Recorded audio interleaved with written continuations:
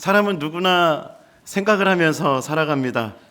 철학자 또 종교 지도자들이 이러한 생각에 대해서 어떠한 이야기를 하고 있는지를 오늘 말씀을 준비하면서 찾아보았습니다. 철학자 파스칼은 생각에 대해서 이런 얘기를 하더라고요. 어제의 생각이 오늘의 당신을 만들고 오늘의 생각이 내일의 당신을 만든다. 참 뭔가 심오한 것 같은데 한마디로 얘기하면은 생각이 중요하다 이 말입니다.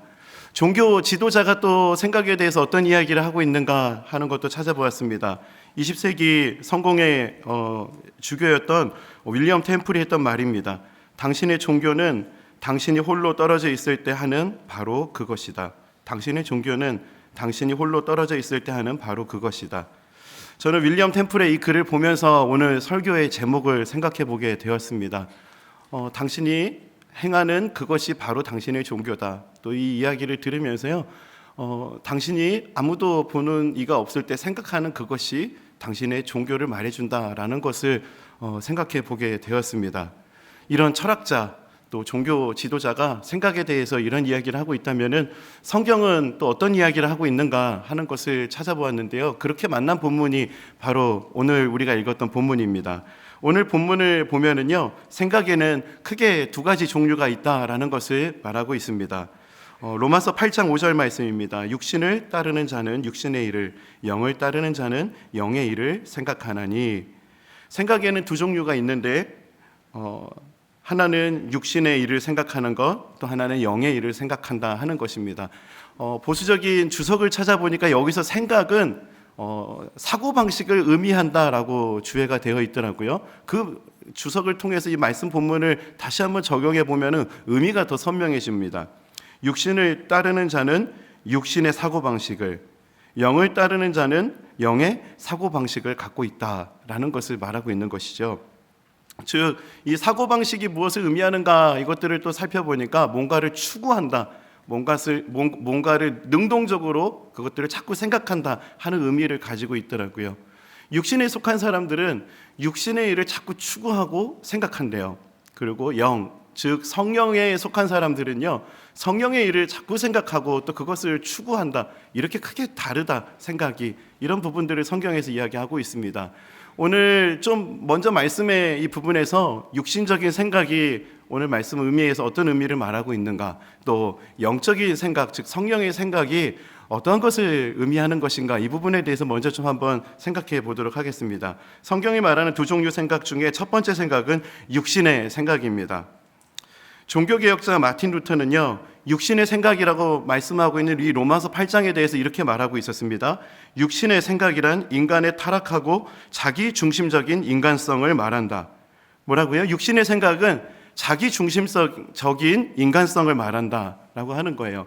육신의 생각은 육신의 쾌락을 따르는 것이다, 육신의 어떤 것들을 하는 것이다, 먹는 것이다, 좋은 옷 입는 것이다, 이런 것으로 겉으로 생각할 수 있지만 그 이면에 가장 근본적인 핵심 안에 어떤 문제가 있냐면은 자기 중심성이라는 그 인간의 죄성이 도사리고 있다라는 것을 말하고 있는 것입니다.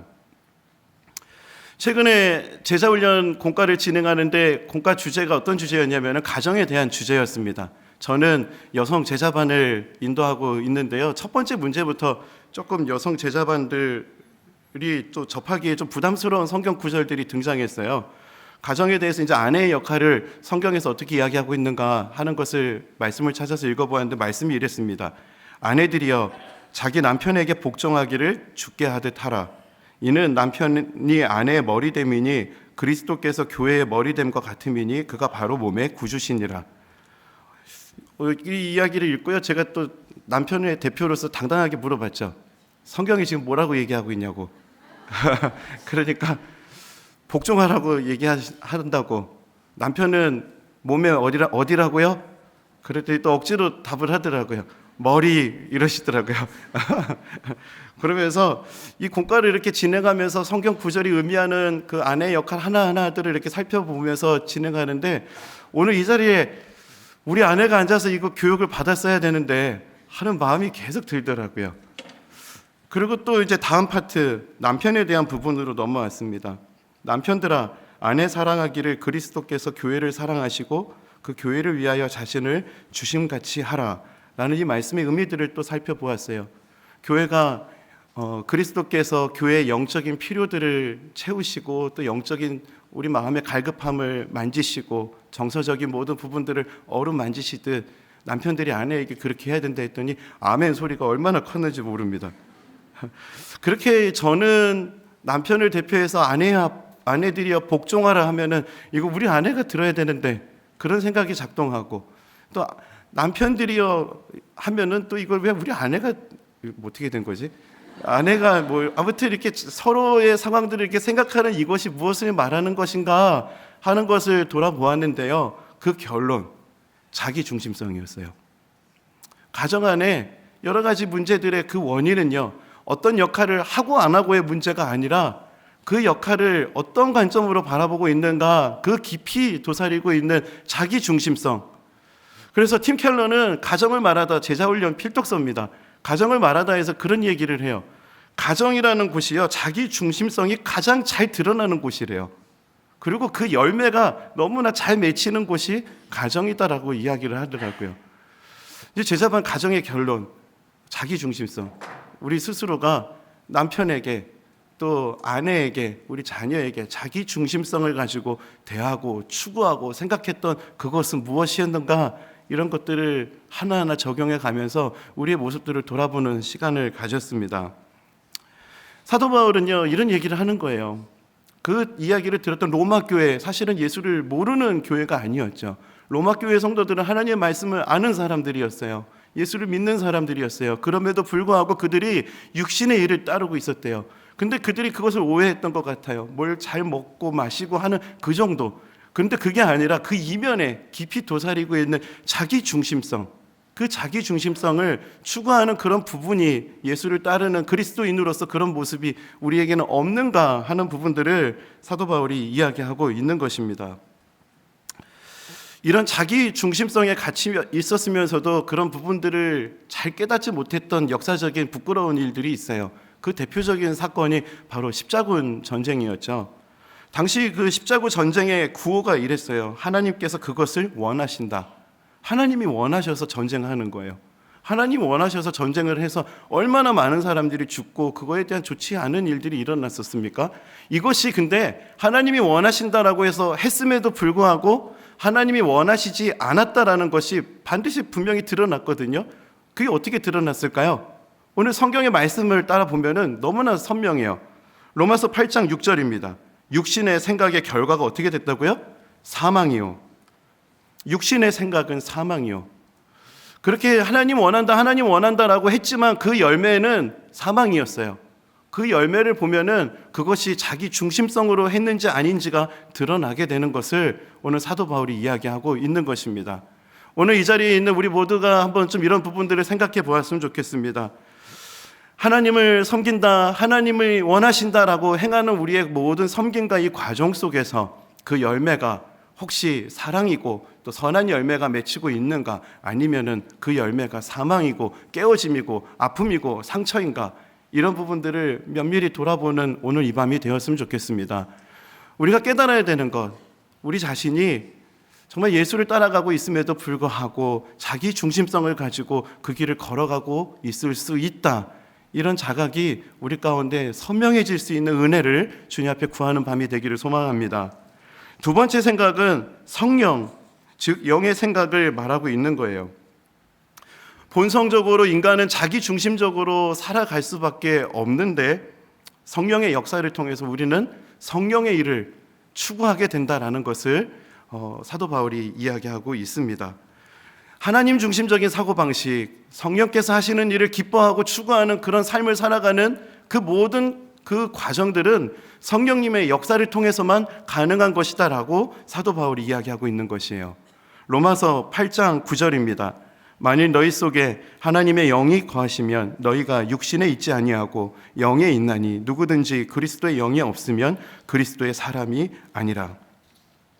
성령의 역사를 통해서만 자기 중심적인 자리에서 돌이켜 성령님께서 기뻐하시는 일을 추구하는 자리로 나아갈 수 있게 된다. 이것을 사도 바울이 오늘 로마서 8장의 이 생각이라는 부분에 대해서 이야기하고 있는 것입니다. 사랑하는 성도 여러분, 우리가 하나님을 위해서 살고 싶으십니까? 그렇다면은 성령의 역사가 필요합니다. 하나님을 기쁘시게 하는 삶을 살기 원하십니까? 우리가 무엇을 해서 기쁘시게 하는 그 생각 이전에, 무엇을 하기 이전에 하나님의 도움을 구할 수 있어야 되는 것을 사도 바울이 오늘 본문을 통해서 이야기하고 있다. 이것을 저희들이 좀 기억하는 밤이 되었으면 좋겠습니다. 우리는 영적인 부분들, 영적인 생각이다 이렇게 하는 부분에 대해서 여러 가지 오해를 가지고 살아가는 것 같습니다. 분명히 자기 중심적인 자리에서 벗어나 하나님 중심적인 사고방식, 성령이 하시는 일을 추구하는 그 사고방식이 성령의 일이다, 영의 생각이다라는 것을 말했음에도 불구하고 우리는 삶에서 일어나는 모든 영역들을 다 영적으로 해석하려고 하는 부분들이 많이 있는 것 같아요. 영적으로 해석하는 부분들, 뭐 하나 예를 들어볼까요? 이게 저에게 있었던 일이에요. 지난 주일날에 그 아침부터 이제 찬양하고 주일 예배 섬기고 이제 장례가 나서 저 대구에 가서 장례를 하고 이제 돌아왔는데 집에 돌아와서 나중에 이제 자려고 시계를 보니까 2시 반인 거예요. 보통 5시부터 일과가 시작되는데 2시 반에 들어오니까 1박 2일 동안 이게 뭐 틈이 하나도 없었어요. 너무 지치고 사실은 기운이 하나도 없고 또 그 대구 갔다가 올라오는 길에 또 교구 성도님들 중에서 여러 가지 일들로 저를 계속 찾으시는 상황들이 있어가지고요. 오는 길에 휴게소 들려가지고 전화박스 부스 찾아가지고 거기 들어가서 또 기도해드리고 전화로 또 신방하다가 또 다음 휴게소 들려가지고 또 전화 한 통하고 뭐 그렇게 해서 도착하니까 2시 반이더라고요. 그렇게 하고 나서 다음날, 뭐 다음날도 아니죠.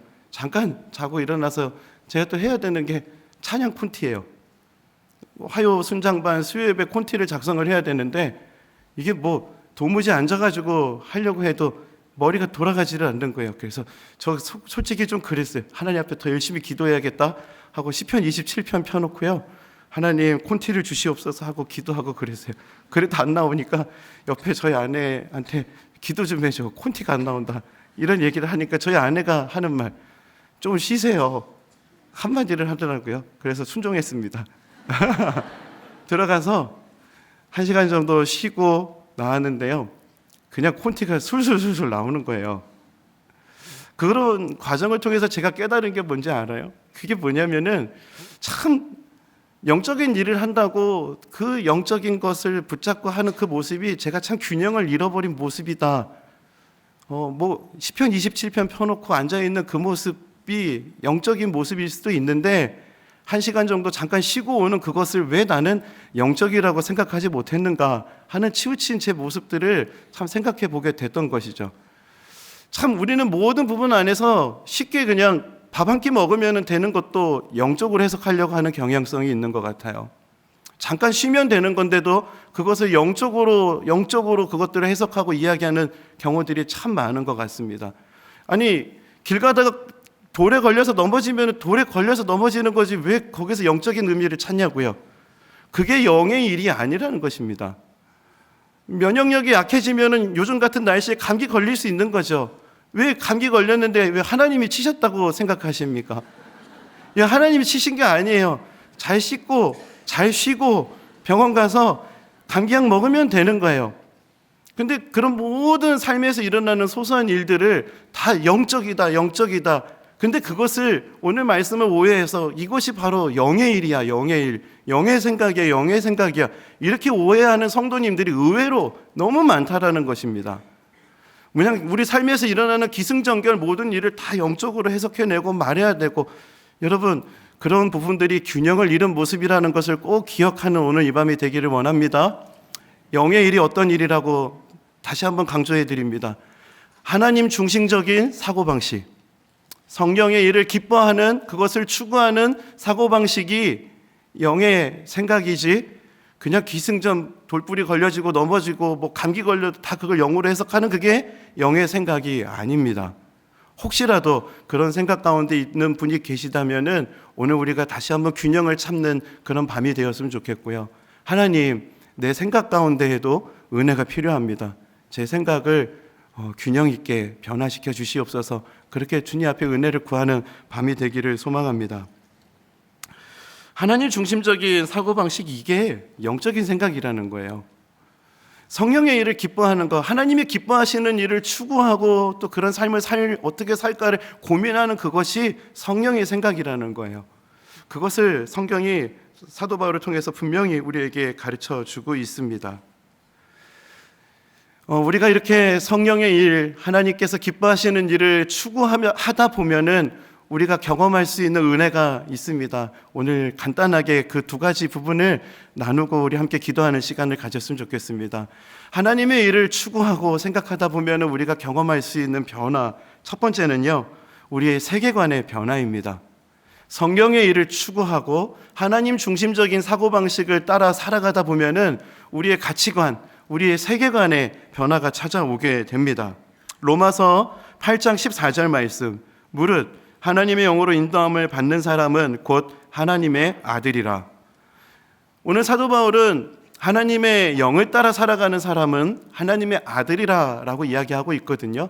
그런데 오늘 로마서 8장 이전에 로마서 7장 말씀 하반 제일 끝부분을 보면은요, 사도 바울이 이런 고백을 해요. 오라 나는 공고한 사람이로다.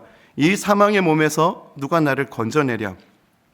나는 공고한 사람이다라고 고백했던 그가 한 장을 넘겨서 나는 하나님의 아들이다라는 것을 고백하고 있다라는 거예요. 그런데 그게 성령님의 역사다라는 것을 사도 바울은 우리에게 말해주는 것입니다. 이런 생각의 변화, 이런 세계관의 변화, 가치관의 변화, 나를 하나님의 자녀라고 말할 수 있는 세계관의 변화, 그 부분들이 성령의 역사임을 오늘 사도 바울이 우리에게 가르쳐주고 있습니다.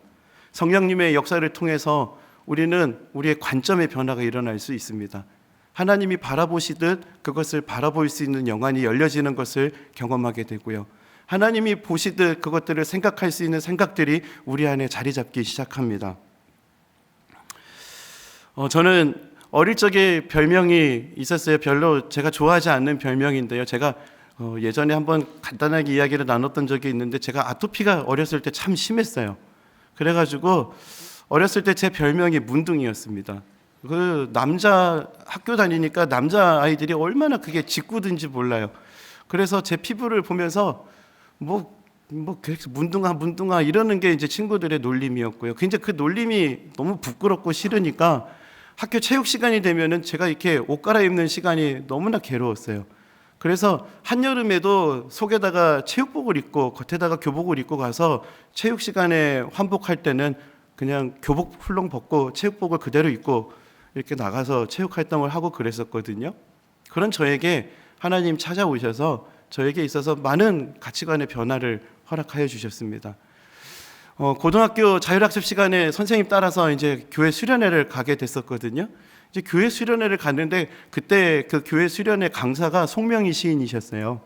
이제 송명희 시인 그 자율학습 빼준다 그래가지고 그 교실에 있는 친구들이랑 안 믿는 친구들이랑 그 수련회를 갔으니 얼마나 그 예배드리는 태도가 안 좋았겠습니까? 저도 물론 안 좋았어요. 저도 구석에 앉아가지고 설교도 잘 안 듣고 친구들이랑 처음에는 송명희 시인이 막 그런 간증을 했거든요. 하나님 보시기에 나는 공주 막 이런 얘기를 하는데 뒤에서 친구들이랑 막 비웃었어요. 아이고 어떻게 저런 게 공주야? 하는 게 저희들의 반응이었어요. 그러면서 그분이 그 간증 하나님 보시기에 나는 공주, 하나님 보시기에 너는 왕자, 말씀도 어눌하신 그분이 그런 고백들을 해나가면서 마지막에 이제 그분이 작곡하신 찬양이라고 하면서 힘겹게 노래를 부르셨거든요. 그게 우리가 잘 알고 있는 나라는 찬양입니다. 그 가사의 요지가 어떻죠? 재물도 없고 지식도 없고 건강도 없는데 나 남이 가진 것 있다. 이 가치관의 변화, 이 세계관의 변화, 그분에게는 그런 변화가 있었던 거예요. 지식도 없고 재물도 없고 건강도 없는데 가진 것이 있다 고백할 수 있는 그 세계관의 변화.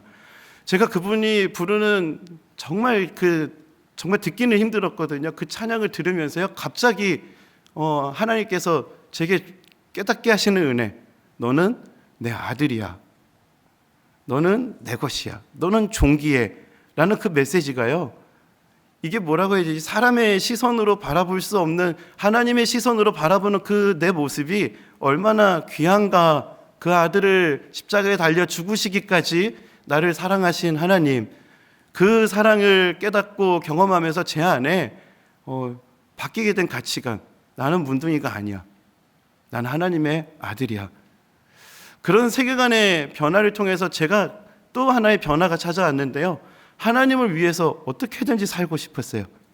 하나님이 나를 이렇게 사랑하신다면은 나도 하나님을 위해서 하나님 기쁘시게 하는 삶을 살아가고 싶어 하면서 그것들을 추구하기 시작하자 제 안에 계속해서 변화들이 생겨나기 시작했어요.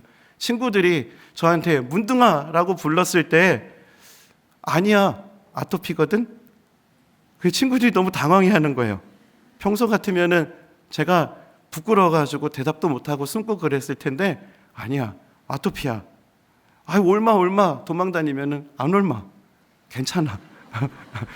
누가 누구를 걱정하는 건지 뭐 그렇게 담대하게 그런 것들을 이야기할 수 있는 그 담대함, 그리고 친구들이 말하는 내 모습이 진짜가 아니라 하나님이 바라보시는 내 모습이 진짜다라고 하는 그런 세계관의 변화, 그것이 바로 성령의 역사였습니다. 오늘 사도 바울이 이야기하는 그 성령의 역사는 우리로 하여금 그런 사고방식, 그런 세계관을 가져다 준다라는 것을 약속하고 있는 것이에요. 사랑하는 성도 여러분, 여러분은 여러분이 바라보는 그것을 어떠한 사고방식으로 그것들을 판단하고 바라보고 계십니까? 그것이 성령의 사고방식을 따라 판단하는 판단이십니까? 아니면은 사람들의 메시지와 그 환경이 주는 메시지를 통해서 판단하는 판단이십니까? 오늘 이 밤에 하나님께서 여러분에게 주시는 그 마음과 또 하나님이 여러분에게 보여주시는 그 보여줌이 진짜라는 것을 확신할 수 있는 은혜, 그 은혜를 경험하는 그런 밤이 되기를 소망합니다. 성령의 역사를 통해서 여러분의 사고방식에 대전환이 일어나는 그런 밤이 되기를 소망합니다.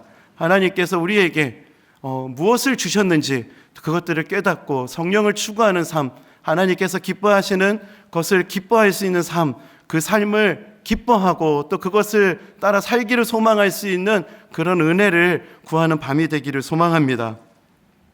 두 번째는요, 성령을 추구하다 보면은 환경의 변화가 아니라 생각의 변화에 관심을 갖게 된다는 거예요. 환경의 변화가 아니라 생각의 변화에 더 큰 관심이 있다는 것입니다. 환경의 변화가 아니라 내 자신의 변화에 더 큰 관심을 갖게 돼요. 성령을 추구하는 사람의 특징입니다. 로마서 7장과 8장에서 사도 바울의 가장 큰 변화는 생각의 변화입니다. 오늘 이 5절, 6절 이후에 기록한 사도 바울의 그 고백들 하나하나는요, 그의 생각의 변화에서 나타난 다 그 간증들이에요. 그리스도의 사랑에서 끊을 수가 없다. 누가 정죄하리요? 그리고 말할 수 없는 탄식으로 성령이 우리를 위해서 간구하신다. 나를 돕고 계신다. 나는 하나님의 자녀야. 라는 이런 놀라운 고백들이요, 바로 오늘 우리가 읽었던 그 생각의 변화에서부터 시작된다라는 거예요. 여러분, 생각의 변화는 성령의 역사를 통해서 나타납니다. 오늘 이 밤에 저희들에게 이런 사고의 변화가 일어나기를 정말 거듭 소망합니다. 보통 우리가 성경의 기록들을 보면은요, 많은 사람들이 오해하는 것 중에 하나가 환경의 변화가 있고 그 다음에 하나님을 찬양하고 이런 부분들을 우리가 생각하게 되거든요. 그런데 이렇게 하나님을 추구하는 삶을 살아가는 사람들의 특징, 그 특징은 뭐냐면은 환경의 변화가 있기 이전에 이미 그의 생각 안에서 믿음으로 선포할 수 있는 생각의 변화가 있다라는 거예요. 환경의 변화 이전에 누구도 볼 수는 없지만, 알 수는 없지만 그 사람과 하나님만 아는 그 사고의 변화가 그 안에 있다라는 거예요. 그거의 하나의 대표적인 예가 바로 민수기 말씀이에요. 우리가 잘 알고 있죠. 12정탐꾼. 12정탐꾼이 가나안 땅을 정탐하고 와서 10명의 정탐꾼의 보고가 이러지 않았습니까? 가나안은 거인이고 우리는 메뚜기. 이거 맞는 판단이에요. 그런데 이런 고백을 들었던 이스라엘 백성들의 반응, 밤새도록 통곡하고 울었다라고 성경이 그 모습을 생생하게 기록하고 있습니다. 아니, 이스라엘 백성들 하나님 모르는 초신자가 아니잖아요. 거의 40년 가까이를 기적을 보고 홍해를 건너고 밤에는 불기둥, 낮에는 구름기둥으로 또 날마다 만나를 먹었던 그 기적을 경험하는 삶을 살았던 그들이었는데, 그들은요, 그 환경에 대한 냉정한 평가를 듣자 밤새도록 통곡했대요. 그러면서 통곡하고 나서 그들이 변화된 환경을 보고 하나님 찬양했더라 라고 성경이 기록하고 있지 않습니다. 그렇게 통곡하고 있는 과정 중에 여호수아와 갈렙이 이런 얘기를 하죠. 저 가나안 백성들은 우리의 밥이다 라고 이야기하고 있는 것입니다. 환경의 변화를 통해서 여호수아와 갈렙이 그런 믿음의 선포를 했던 것이 아니라 이미 그들 안에는 그 환경이 변화되지 않았음에도 불구하고 선포할 수 있는 그들의 생각의 변화가 있었다는 거예요. 이것이 우리가 구해야 될 것입니다. 이것이 오늘 이 밤 우리가 구해야 될 기도 제목이 되어야 돼요. 이렇게 판단할 수 있었던 그 근거는 이런 고백을 선포하고 나자 하나님의 임재가 그들 가운데 나타났다는 기록을 통해서 살펴볼 수가 있어요. 민수기 14장 10절 말씀입니다. 이 말씀은 우리 다 함께 한번 읽어보겠습니다. 시작. 온 회중이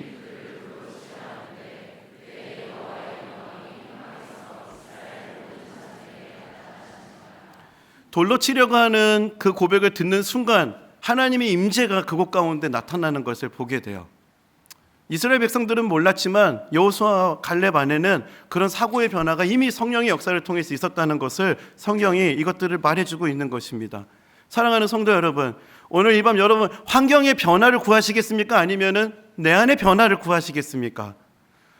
환경이 변화되었다고 해서 사도 바울이 놀라운 그런 고백들이 일어난 것이 아니었고 그의 생각의 변화, 그의 사고의 변화가 이런 놀라운 로마서 8장의 고백들을 담아낼 수 있었다라고 한다면은 오늘 이 밤 우리의 기도 제목은 더욱더 선명해지는 것 아니겠습니까? 오늘 이 밤 우리가 우리 자신의 변화를, 나의 생각의 사고방식의 변화를 하나님 앞에 구합시다. 하나님, 환경이 변화되지 않는다 할지라도 그것들을 다르게 볼 수 있는 사고의 변화를 나에게 허락해 주시옵소서. 나와 함께 하시는 분이 누구이시기에 내가 그것들을 담대하게 선포할 수 있는 그런 영안이 열려지고 하나님 보시는 그것으로 내가 그것들을 진리로 선포할 수 있는 담대함, 그 믿음이 우리 안에 더욱더 선명해질 수 있는 은혜를 구하는 밤이 되기를 소망합니다.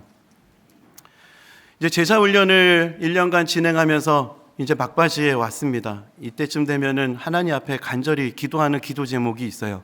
그게 뭐냐면은 정말 그 제자훈련 교재를 놓고 보면은 한 두세 달이면 다 할 수 있는 내용들이거든요. 근데 이거를 1년 동안 끌고 오는 이유가 뭘까요? 두세 달이면 할 수 있는 거를 1년을 끌고 온다는 거죠.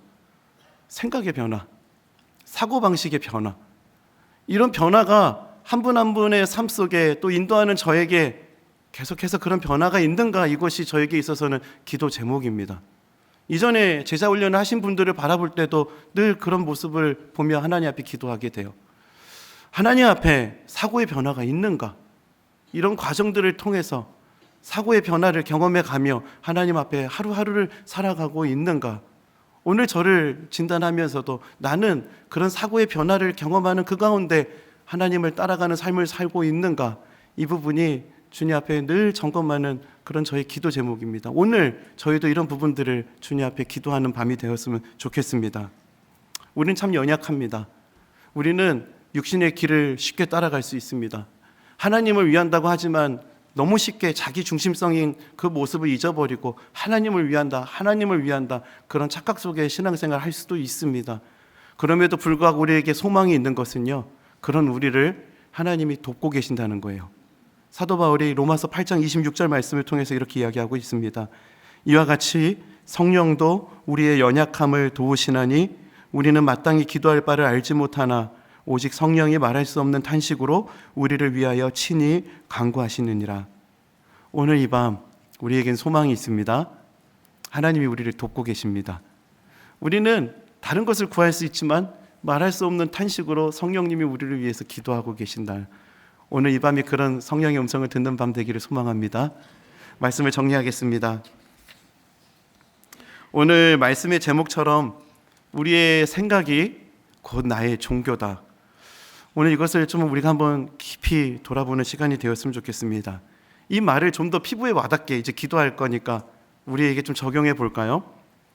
우리의 기도의 내용이 바로 우리가 어떤 생각을 따라가는지를 생생히 드러내는 것이다. 우리의 기도의 제목, 우리의 기도의 내용이 우리의 생각의 결과다라고 한다면은 오늘 이 밤 우리는 무엇을 구해야 될지 더욱더 선명해지는 것 같습니다.